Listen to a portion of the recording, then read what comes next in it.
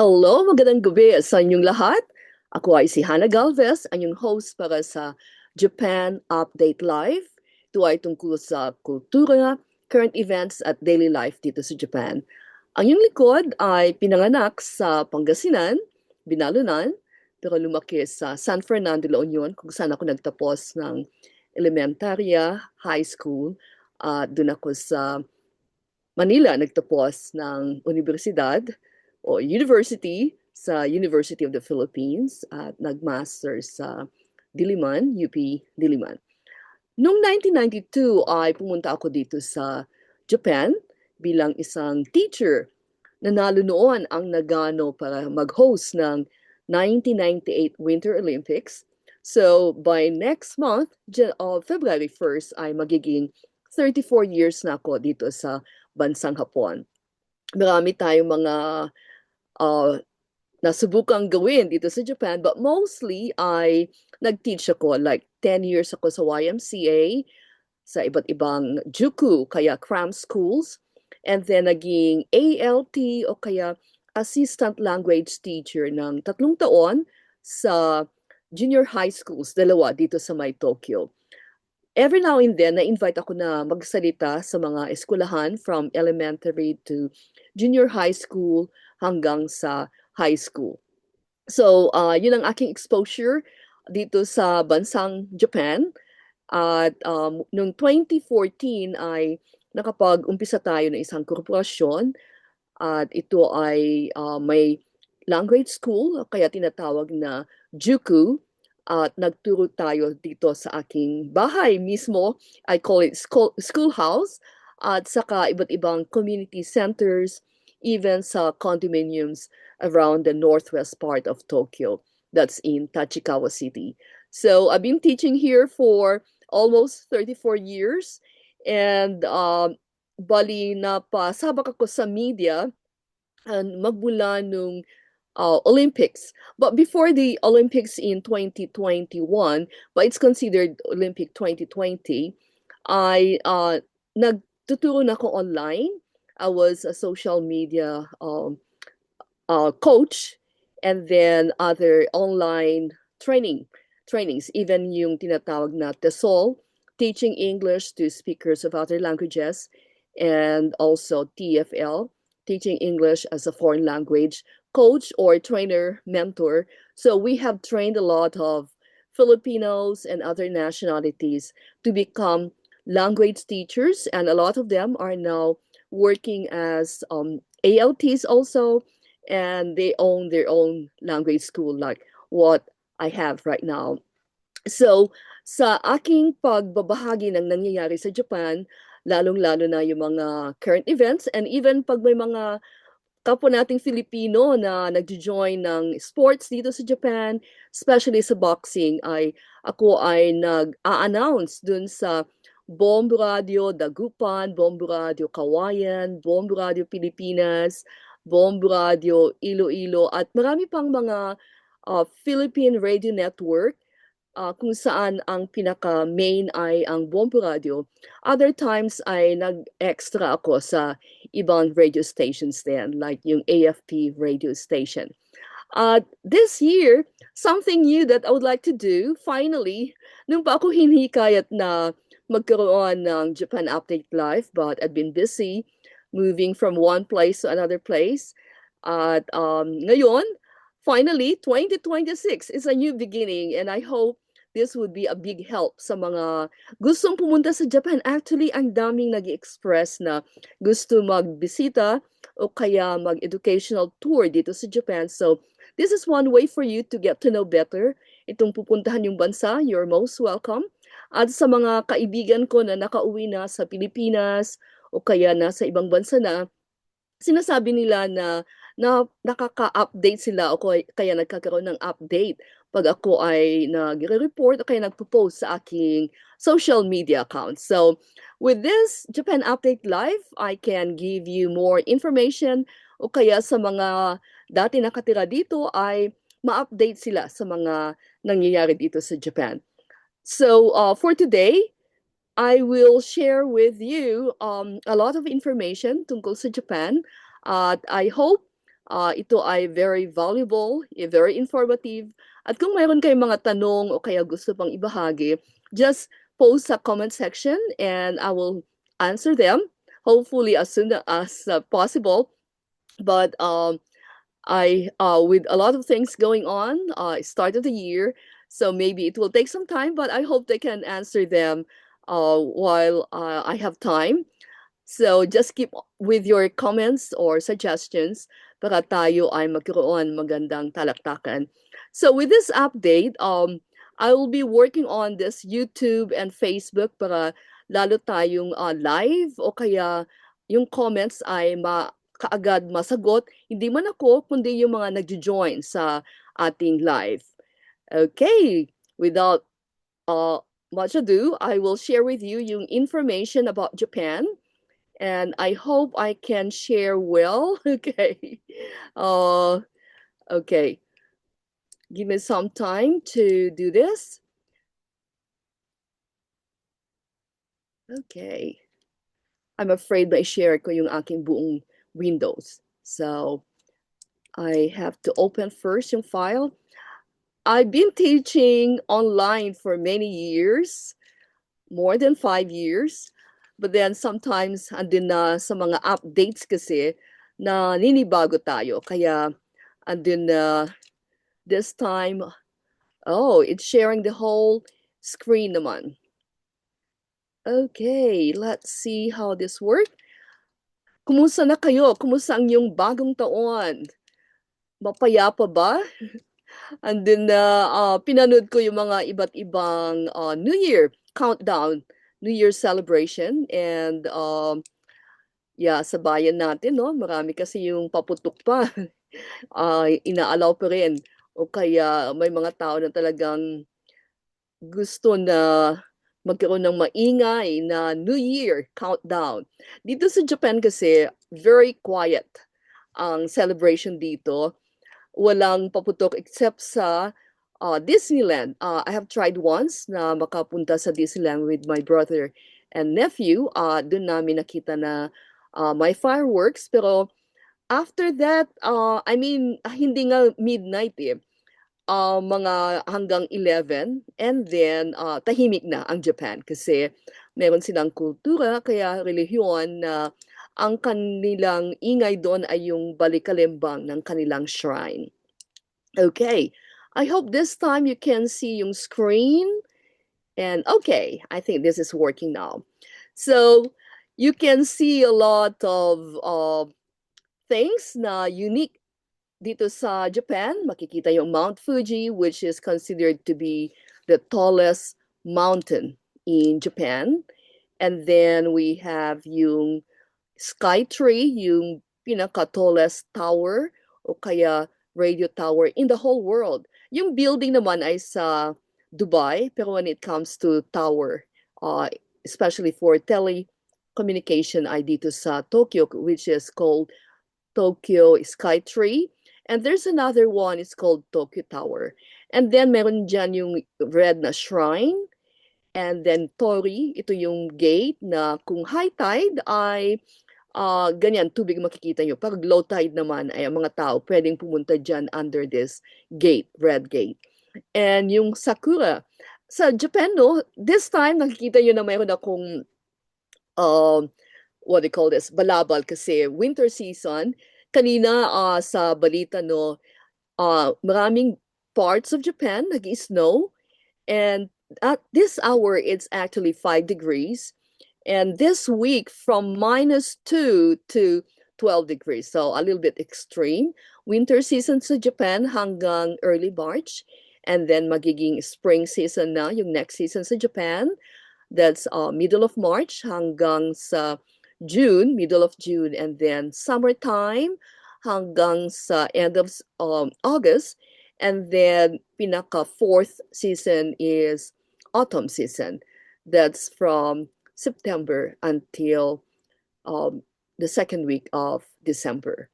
So ngayon ay hindi nag-snow dito sa Tokyo. Nasa northwest part ako ng Tokyo. Malamig siya pero walang snow. But when you go to the higher area of Japan, kasama na yung Hokkaido doon, ay heavy snowfall sa mga oras na to. And actually, starting January 2nd, kung saan nag-snow konti dito sa Tokyo. Okay, well, let's explore ang bansang Japan. At ito ay land of culture and innovation. Um, okay, we'll compare, no? Sabi nila, pagdating sa magandang tanawin, pwede kayong pumunta sa Europa, especially mga historical places like dun sa London o kaya sa UK, United Kingdom with 4 countries doon, tapos sa Germany, Italy, sa France, Spain. Marami doon mga beautiful historical places. And then when it comes to, let's say, culture and food, come to Japan. Didn't you know na ang Japan ang pinakamaraming natanggap na Michelin star? Ito yung pagpapatunay na masarap ang pagkain ng Japan. So imagine yung Michelin star na ito yung otoridad para magsabi na masarap ang pagkain doon. So dito sa Japan, maraming mga come-on. So kaya maraming mga bagay na pwede mong maranasan, matikman. Kaya nakaka-encourage magbisita sa Japan. We have this food culture, yung technology nila, yung transportation, and yung kanilang very unique culture. I hope with my 34 years in Japan, no, I can share more yung mga karanasan ko, personal experiences, and then yung mga napapakinggan ko rin sa mga discussion with foreigners and Filipinos. Yung insight ng isang banyaga na nakatira sa Japan ng 3 dekadang mahigit. So, bilang introduction ng Japan, no, isang island country na ibig sabihin, nakasurround ito sa tubig. Walang neighbor country na kalapit lang. Hindi kagaya sa Europa kung saan pwede kang magsasakyan lang o kaya mag-train papunta sa iba't ibang bansa. Pero ang Japan ay surrounded by water. It's an island country, kagaya rin sa Pilipinas na is an island country also. So, from Japan, pag bumaba ka ay Taiwan and then Philippines. Pwedeng umabot ng mga 3.5 to 4 hours ang plane from Tokyo to Manila Airport o kaya sa Clark Airport. So, malapit lang. Sabihin mo na magkapitbahay ang Japan at ang Pilipinas kasi ang oras ay pwedeng mga 4 hours. Taga San Fernando ako, no? Yung last kong biyahe ay mula Manila hanggang sa La Union ay umabot ng 5 hours. So, mas mahaba pa ang biyahe ko mula sa Manila hanggang sa La Union kaysa yung mula sa Narita Airport hanggang sa Manila. So, yung mga gustong pumunta dito sa Japan, pag tingnan nyo yung oras, mula sa Narita o kaya Clark ay umaabot ito ng about 4 hours. So, mas mabilis kaysa yung pumunta ka mula Manila hanggang sa Lawag o kaya Manila hanggang sa La Union. So, ang bansang Japan ay may mga makalumang tradisyon, pero meron silang mga modern innovation. So, it's considered to be land of contrast kasi yung kanilang pinipreserve ang kanilang culture, but at the same time, nagde-develop sila ng high technology, very advanced sila pagdating sa teknolohiya. At ang kanilang history ay very unique din. At pagdating sa landscape, so bulubundukin siya. Punta na tayo sa 31 prefectures out of 47 sa Japan. Kung sa Pilipinas ang tawag ay probinsya, dito naman ay prefectures. Ang size ng Japan, no, may nagsasabi na uh, kasama na yung mga islands, 1/3 of Japan is the size of the Philippines. Okay? May nabasa ako ng gano'n, but I need to check yung proof niya, no, na ganun kalaki ang Japan na 1/3 lang ay size ng Pilipinas. So, sa Japan, meron siyang 47 na prefectures o kaya sa Pilipinas, provinces, no? I've been to 31 prefectures out of 47. So, in my 34 years dito ay meron pang 16 na probinsya o kaya prefectures na aking pupuntahan para masabi na I have completed my tour or even my stay dito sa bansang Japan. Didn't you know, from year 2023 hanggang last year, ay Japan ang pinaka number one na tourist destination.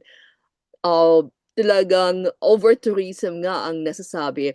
Ilang beses na ako nag-report sa Bombo Radio na ang Japan ay medyo meron na silang problema sa over-tourism kasi nga ang kanilang transportation ay talagang punong-puno ng mga tao, yung mga daanan din ay hindi na yung normal na time ng mga local people doon kasi ang dami-daming mga foreigners, even Filipinos na dumarag sa mga tourist spots. Yung iba hindi nga tourist spots pero dumagdag sa ang mga foreigners doon.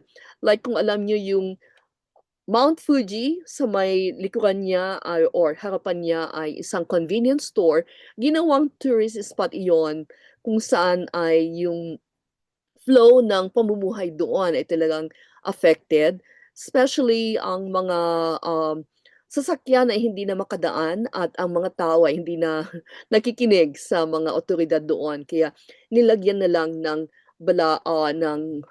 what they call, yung cover para ito ay hindi napuntahan ng mga foreigners. At marami pang mga ibang places kagaya ng Kyoto at even some parts of Osaka kung saan ay over-tourism. Even yung Mount Fuji, ginawang kinontrol ang pagpunta doon kasi nga with a lot of foreigners going to these different parts of Japan. Okay, punta tayo sa my geographical overview. As I said earlier, it's an island country ang Japan kung saan meron siyang 4 main islands and thousands of small islands. At yung 4 main islands, nandito kami sa Honshu. Ito ay ang Kanto area kung saan ang may Tokyo, meron yung Kansai and Tohoku. Yun ay part of Honshu. Kaya ito na pinaka main main island of Japan. At ang pinakamaliit naman ay ang Shikoku. At bali, four main islands ito. Actually, honestly, meron akong kodigo dito, pero biglang nawala. So, in my other updates, ibibigay ko yung four main islands dito sa Japan. Okay. Actually, I have reported using this Japan Update Live to greet Happy New Year to everyone. This is actually my second time na gagamitin itong Japan Update Live as my social media tool to inform you more about Japan. And so I'm still bali nangangapa. Okay. Okay. So sa may geographical island overview ng Japan, no? So it's mountainous. Bali may coastline siya around kagaya na sabi ko kanina na surrounded by itong Japan ay surrounded by water. At ang Japan, no, nakakatuwa na dinidevelop nila kung ano man yung available na resources nila. Sa Okinawa ay kilala ito na magandang puntahan pagdating ng summer because of their beautiful beaches. So Japan developed it into bali may mga ang bago dun ngayon ay Jonglia kung saan may waterworks. Ang mga students ko ay nung opening day from Tokyo, no, lumipad sila doon. So Japan is developing whatever resources they have. Na pagdating sa maraming volcano kasi sa Japan, pero ginagawa nilang spa, yung hot spring, and in fact yung mga mud ng malapit sa mga volcanoes dito ay ginagawang beauty regimen. So it's a very innovative country. Kung ano man yung yung kanilang nature ay meron silang ginagawang paraan para maging attractive ito sa mga local tourists kagaya ng mga taga ibang island like Hokkaido na malamig, pupunta sila sa hotter areas at nag-enjoy sila ng hot spring, for example sa may Atami area o kaya sa may Kanagawa-ken. And of course, kilala rin ang Japan sa mga forest nila. Alam niyo ba na bawal ang magputol ng kahoy dito sa Japan? And meron silang kultura na Shinrin-yoku, yung forest bathing. So mga Japanese mahilig silang maglakad around the forest at sila ay tinatawag na forest bathing ito. So mga students ko noon, naglalakad sila sa mga mga mountain areas weekends. Like I have a student who's now 81 years old. Weekly yan. Umuulan, nag-snow man, sila ay umaakyat sa bundok, part of their health regimen. At marami silang mga matatanda dito na nagiging mountain climber sila. At sabi nila na this is part of our healthy living. And then yung mga forest nila ay talagang yung nilalanghap ang natural oxygen. Okay, I wish I can give you more details, but we've limited time, no? Medyo bibilisan natin. So, ang Japan ay kilalang-kilala sa very unique culture. Pagdating sa kanilang pagkain, like even yung tea, they have even a ceremony in serving you this green tea. And then, meron silang mga sports culture like yung karate, judo, and then pagdating sa kanilang relihiyon ay marami silang mga parang pamahiin na rin at dapat na i-observe ng mga local people, and they're encouraging the foreign tourists to also respect yung kanilang kultura na very unique. Didn't you know that Japan has a lot of UNESCO sites, yung Bali, even pagdating sa mga scary dolls nila, talagang sinubmit nila ang kanilang hangarin na maging ma-recognize ang mga nakaka scary, nakakatakot na mga ningyo, ang tawag nila, dolls, at na-approve naman. So many parts of Japan, meron silang mga scary dolls, and they're now considered UNESCO heritage site kung saan makikita itong mga dolls mula Tohoku and even down south of Japan. And then kagaya nito, makikita nyo si Kuting o Miming na for them, it's bringing good luck. O kaya nagwi-welcome siya ng luck. So sa mga business establishments, sa mga restaurants, and even yung mga ordinary houses, maraming mga may pusa, especially with this figurine, kasi meron silang paniniwala na magandang pang-welcome ito. Ang yung lingkod ay isang Christian, so I don't really go for all this good luck or charms. I'm just sharing with you kung ano yung meron dito sa Japan. Okay.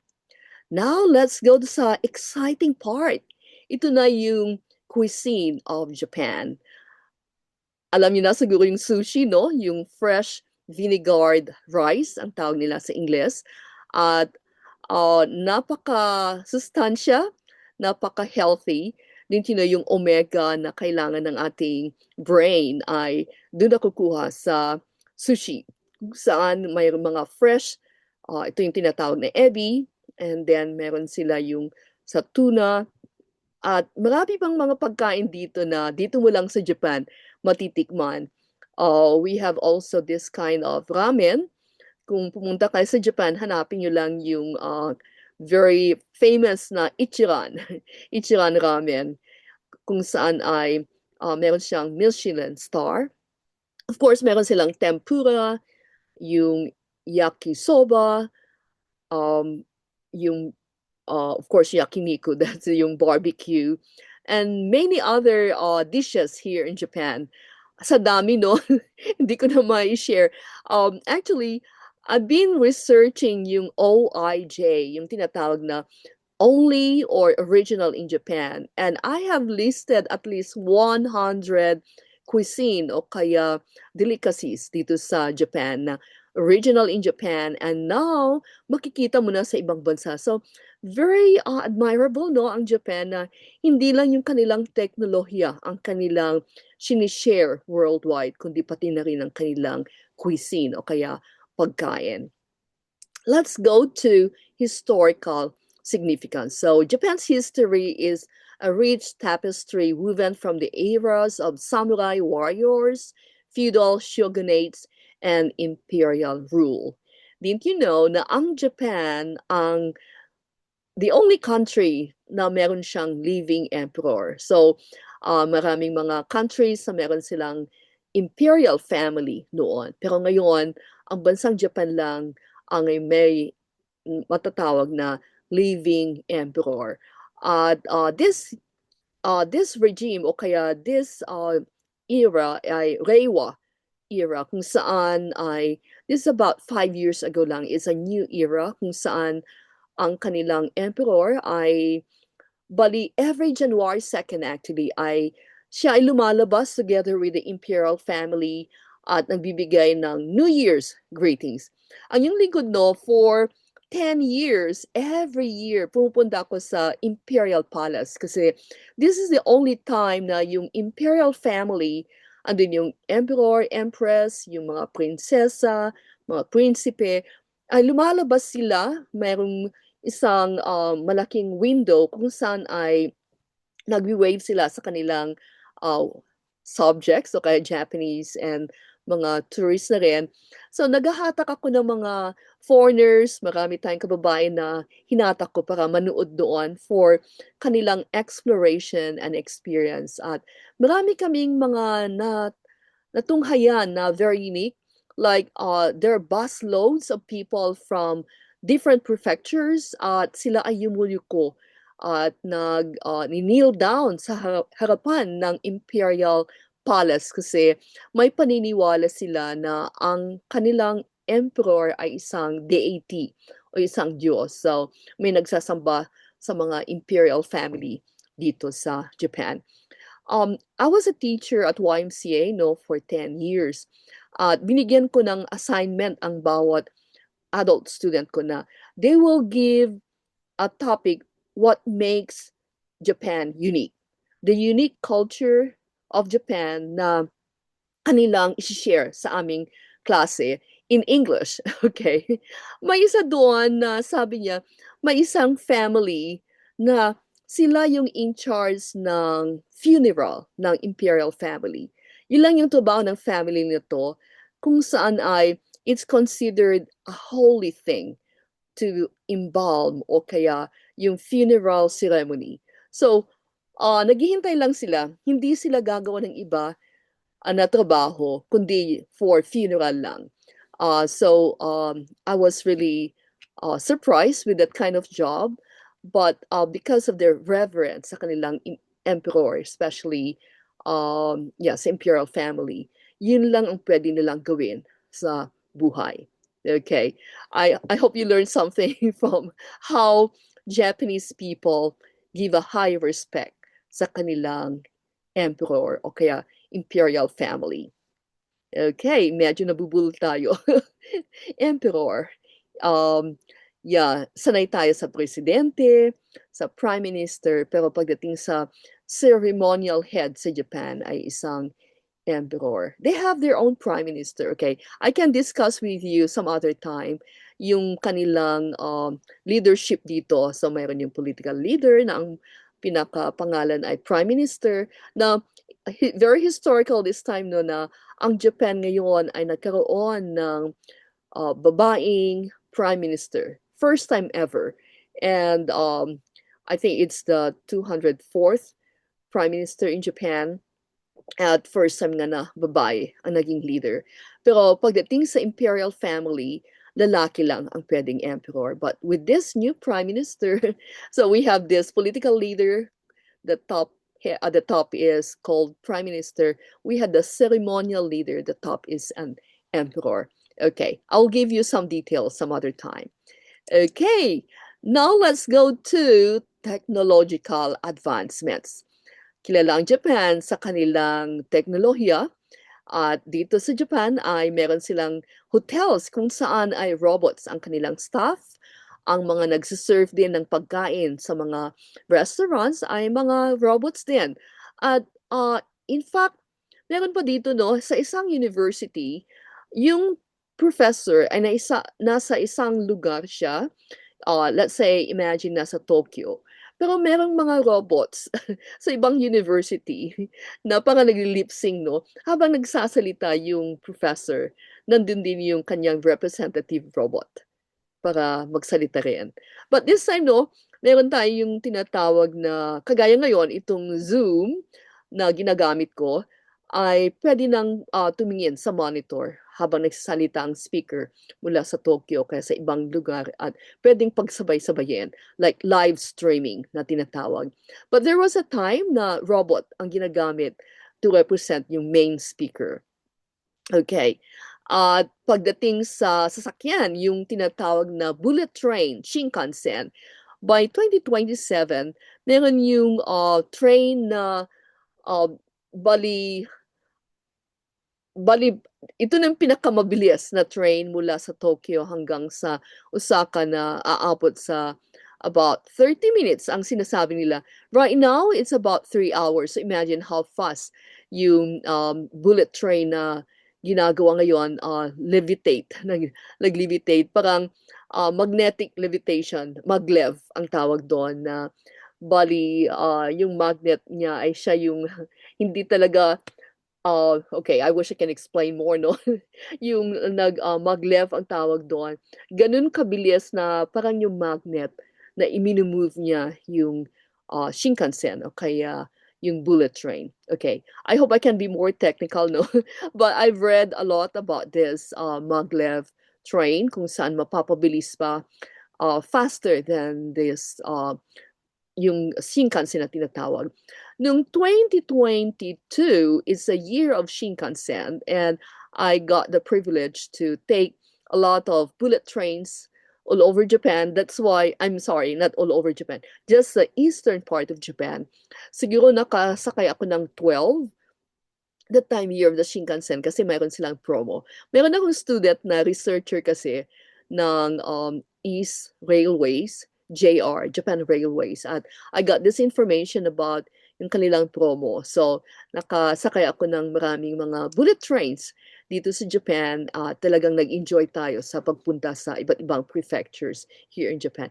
If you're coming over, no, there's a chance for you na maka-tour ng Japan. Meron yung Ju Hachikipu na tinatawag. I can share more with you. Just keep in touch. Write yung comment nyo kung gusto mo malaman pa itong tinatawag na Ju Hachikipu kung saan pwede kayong mag-tour ng very minimal lang.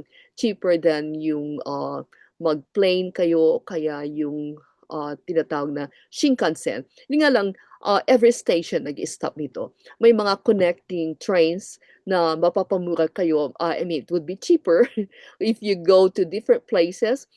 There's one Filipino no na mahilig siyang mag-take ng picture sa mga castles. Yun ang ginamit niya, 3 days Juhachikipu para makapunta sa iba't ibang parts of Japan para mag-take ng pictures sa mga castles dito sa Japan. Maraming mga castles dito sa buong Japan. Now let's go to the natural wonders. Can you see yung ito mga kawayan, no? Pero ginawa lang nilang maayos para maging tourist spot. During summertime, ganito ang makikita yung view, green na green. Now, pagdating ng winter, lahat yan ay covered with snow. So, napakagandang winter view rin. At marami pang mga ways dito na dinevelop ang Japan. Siguro alam yung mga Japanese gardens, so meron silang bonsai garden. If you come over to Tokyo, no, go to Showa Memorial Park. Where I'm staying dito sa Tokyo, no, nasa Tachikawa, northwest part of Tokyo. The biggest park all over metropolitan Tokyo is right here in my city, kung saan mayroong 8 mini parks within a big park. One of the parks there is the Japanese garden. So ito yung showcase nila kung gaano nila ayusin ang kanilang Japanese garden. Kagaya nito, may pond and then meron yung parang bahay-bahay na Japanese na design. And then may bonsai garden din. At ano to, pwede kang magkaroon ng taste of yung green tea na nakakimono. Uh, During my golden birthday, talagang intentional na dun ako nag-celebrate. Just a taste of Japanese culture kung saan in-invite kong aking family and friends plus mga students. Lahat kami naka-kimono. And then we went to this green tea house and we had picture taking dito sa Japanese garden and bonsai garden. So it's a very beautiful place na very unique. I know some other countries there's also yung Japanese garden in their cities, like nababasa ko yung mga posts mga kaibigan ko sa Washington State, meron Japanese garden doon. And then sa Washington DC naman, meron sila yung sakura o kaya yung cherry blossom park. And sa Manila, no, sa Rizal, nung bata ako, may bahay kami kasi sa Manila. Pupunta rin kami sa may Rizal Park kung saan may Japanese garden doon. At maraming bansa na meron silang Japanese garden din. So isn't it na very peaceful, very calm, well organized, manicured lawn and yung mga trees nila ay talagang napakaganda ang pagkaayos nito. You know, sa Japan, you know, popularize nila yung tinatawag na Ikebana at yung bali heaven, man, earth na possession ng mga flowers. So mayroong mga interpretation, the way they arrange their garden, their flower base, and even yung kanilang surroundings. I used to teach sa YWCA. So mayroon yung YMCA, Young Man Christian Association, and meron din YWCA. I can't forget what one of my students told me na ang Japan, bawat galaw mo, bawat artikulo na meron sila ay connected sa kanilang spirit, Japanese spirit. At ito na yung kanilang Buddhist religion. So, from food to their dresses, to the garden, sabi niya na connected lahat yan sa kanilang pag-iisip ng Buddhismo. Okay, now let's go to urban landscapes. So, Japan is a land of contrast. Sa isang maganda, well-developed na city, actually, meron dun nakatayo rin ang mga shrines, very old, 500 years old, 300 years old. May matataas na mga buildings, pero katabi niya mga century-old na building. Ngayon, kahit na land of contrast siya, still napakagandang tignan. Like if you go to Asakusa, kung saan makikita niyo yung ganitong klaseng religious building. And then, sa mga katabi niya ay bali commercial buildings naman. So, yung kanilang urban landscape from very traditional area tapos pupunta ka sa may highly urban areas. Like if you go to Omotesando, andun yung mga high-end areas, high-end, andun yung mga brand goods na hindi isang kwarto lang, kundi building, like may Chanel building, may Fendi building, Zara building, name it. I've been to California, no, I was really shocked na yung Rodeo Drive, baliliit yung mga buildings doon, kaya kwarto lang yung makikita may mga brand goods. Pero pag pumunta ka sa Japan, especially sa may Ginza, Omotesando, Nihonbashi, and Roppongi, mga buildings yan. Is ang buong building ng mga Italian brands, isang buong building ng mga French brands, and mga Spanish brands like Zara, and of course yung British brands, Burberry. So, maraming mga brands na buildings yan, hindi isang showcase sa kwarto lang siya. So, but then, sa mga gitna o kaya some parts of this high-end areas ay makikita mo yung ganitong klaseng struktura. Isang temple o kaya isang shrine. Okay, ito na yung mga tourist attractions. So, pag nag-iisip kayo, saan ba magandang puntahan sa Japan? Saan ko ba uunahin? Okay. What I can say, first come to Tokyo. Okay. Ito na yung pinaka-main. Actually, ang Tokyo, no, hindi nasa batas nila na ito yung capital city. Okay. Bali, meron tayong thinking na Tokyo is a capital of Japan. By law, hindi siya considered actually na capital of Japan. It used to be in Kyoto, and then pero andito na kasi imperial family, the seat of government, andito yung kanilang kokkay o kaya sa Pilipinas, no, batasang pambansa, yung House of Representatives, yung Prime Minister's Office, dito na sa Tokyo. Kaya sinasabi nilang capital of Japan. Pero hindi siya official actually na capital of Japan. Now, but then I'm telling you na gusto yung makita ang buhay dito sa bansang Japan ay unahin nyo ang Tokyo. So especially during the spring season kung saan yung sakura, ayan, yung cherry blossom nila, napakaganda. Talagang mamamangha ka na um, bali with the different hues of pink ay bali imagine mo na ang nakapaligid sa iyo ay yung mga pinkish color, may purplish, at actually last year no, nakatanggap ako ng green sakura. It was my first time to know na meron pa ng green sakura. Meron 1,000 varieties.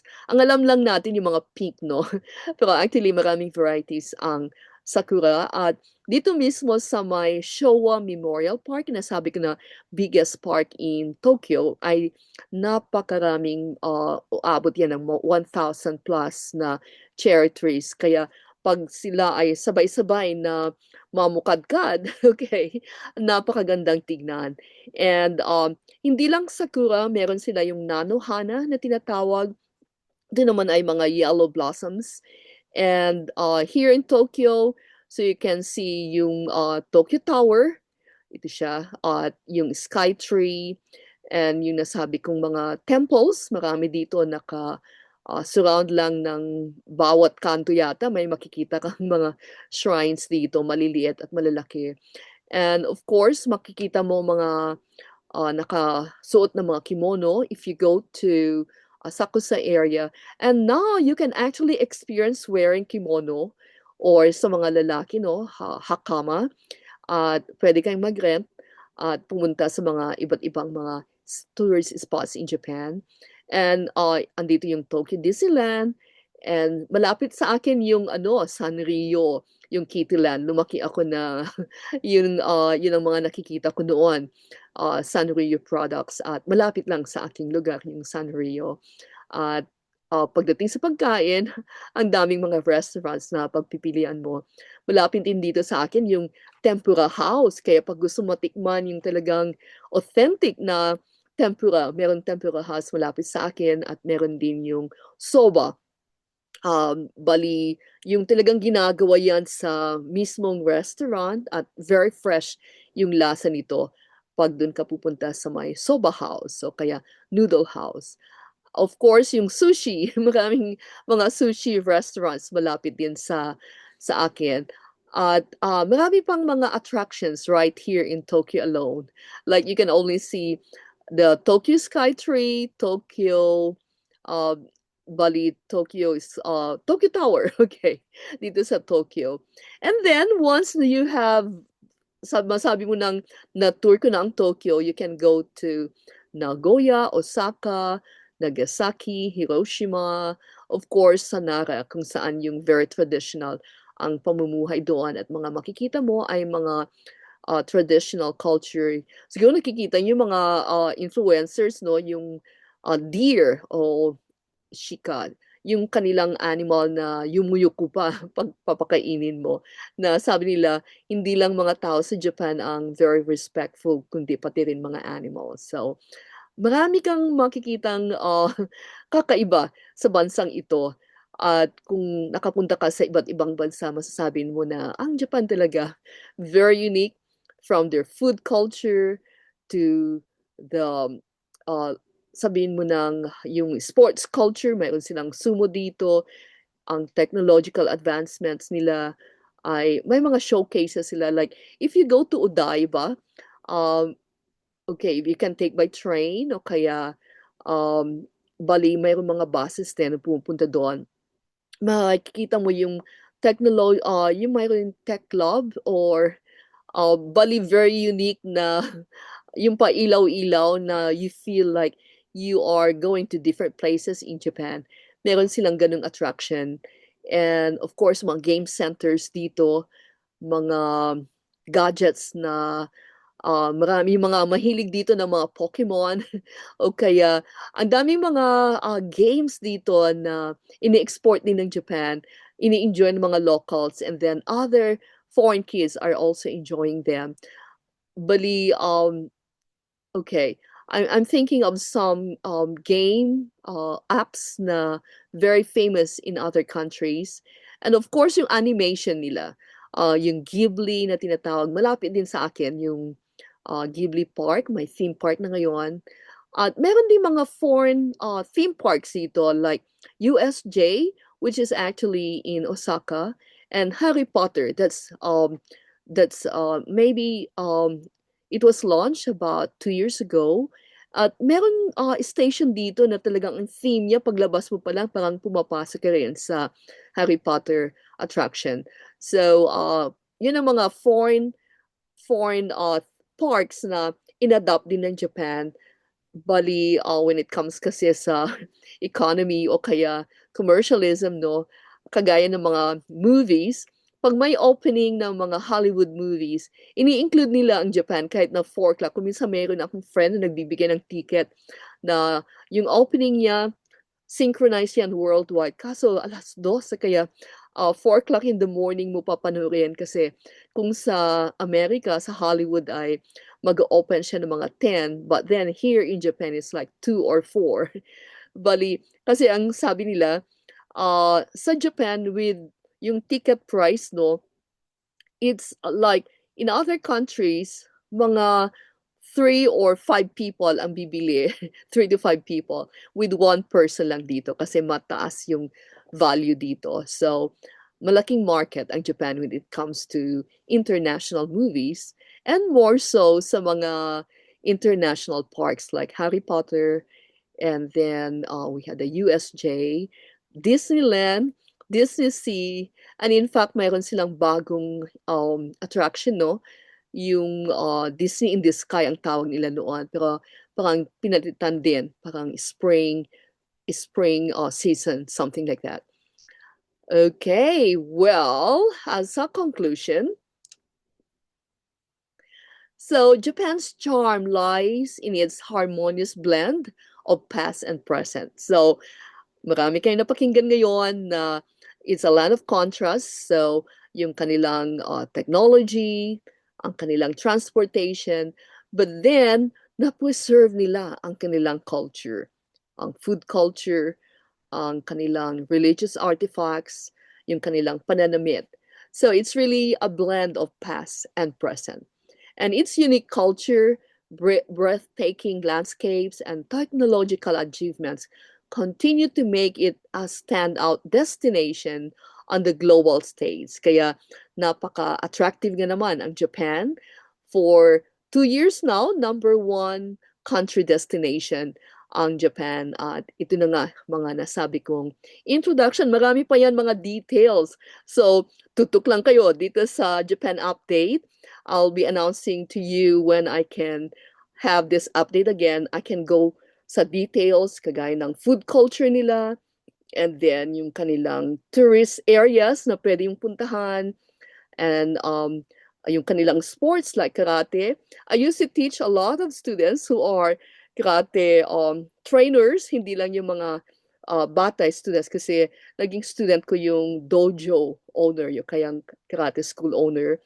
I can feature itong sport nito, kaya yung judo.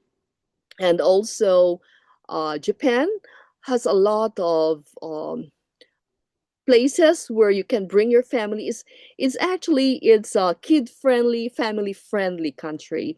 By God's grace, no, I've been to many countries.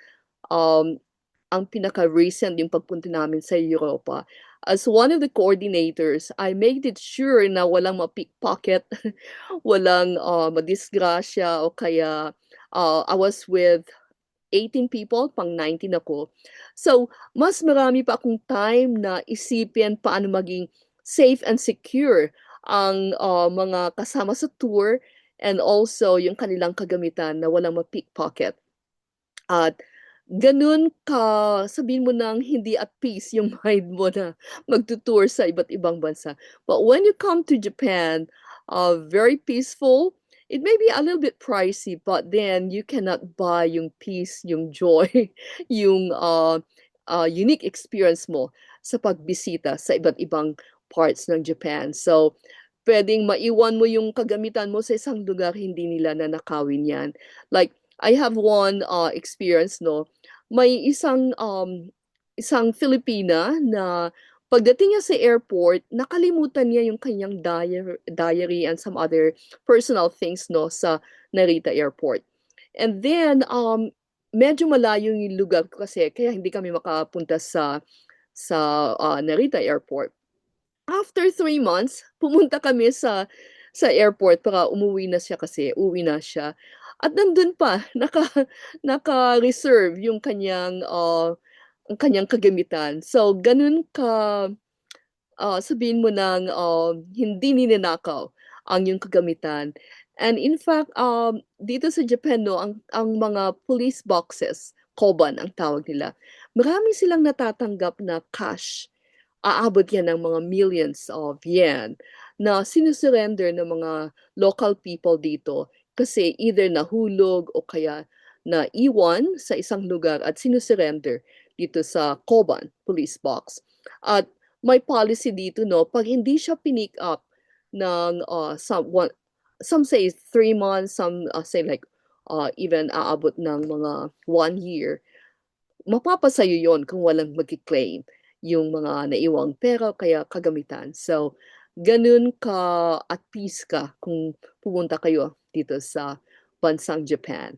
So, welcome! Welcome dito sa Japan na napamahal na rin ako. 34 years, going 34 years on February 1st. At dito mo talaga mararanasan na you will be at peace and healthy. Like, ang yung lingkod, no? By God's grace ulit, talagang nagpapasalamat ako sa Diyos na never ako nagkasakit dito. Walang sipon, walang whatever na sakit dito kasi nababalansin natin ang buhay. Very hectic man ang trabaho, very, sabihin mo ng, ang daming mga uh, yung time mo talagang gugugulin niya sa yung mga trabaho, sa mga opportunities. But when it comes to food intake, like pag kailangan ko ng prutas, pumunta lang ako sa malapit na convenience store. Maraming mga convenience store na 24 hours sila. Sa place ko, no, imagine malapit ako sa train station, Tamagawa Josui, may 7 family marts around. uh, from my area, from my house, schoolhouse, to the nearest one is about 1 minute walk. And then, malayo na yung 3 minutes na another family mart. Nasa train station ako, side ng Tachikawa. The other side ay merong mga tatlong nakasurround na family marts. And then sa side ko rin, may mga ganun din na bilang. At marami pang mga iba't ibang klaseng shops and then restaurants.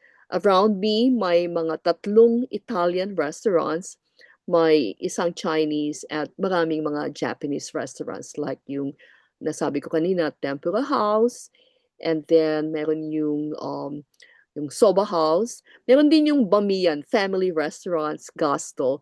May mga family chain restaurants na makikita mo sa iba't ibang city at marami rin dito sa aking lugar. Of course, merong McDonald's.